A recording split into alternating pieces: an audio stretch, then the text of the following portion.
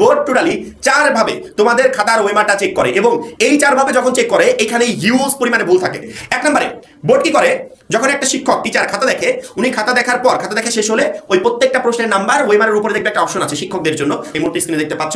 এই অপশনে 1 নম্বর প্রশ্নে কি সে 8 পেয়েছে সেটা দিবে, 2 নম্বর প্রশ্নে 10 পেয়েছে সেটা দিবে, 3 নম্বর প্রশ্নে 5 পেয়েছে সেটা দিবে, এভাবে প্রত্যেকটা প্রশ্নের নাম্বার এখানে তুলবে। তোলার পরবর্তীতে এই টোটাল নাম্বারগুলো যোগ করে নিচে যোগফলটা বসাবে। শিক্ষা বোর্ডের প্রথম কাজ এই যে টোটাল নাম্বারগুলো তারা তুলেছে, এই নাম্বার তোলার ক্ষেত্রে কোনো ভুল হয়েছে কিনা এটা চেক করবে। চেক করার পরবর্তীতে এই নাম্বার যোগ করে, এই যোগফলে অনেকে ভুল করে তাড়াহুড়ো করতে গিয়ে, এই যোগফলে কোনো ধরনের ভুল হয়েছে কিনা সেটা চেক করবে। করার পরবর্তীতে ওই যোগফলে মনে করা 50 পেয়েছি, যোগ করে দেখেছে 50 পেয়েছি, ওই 50 ওয়েমারের একটা অপশন আছে যেখানে মোট নাম্বারটা তুলে দিতে হয় যে কত নাম্বার শিক্ষার্থীরা পেয়েছে। পরবর্তীতে ওইখানে চেক করবে ওই নাম্বারটা তুলেছে কিনা।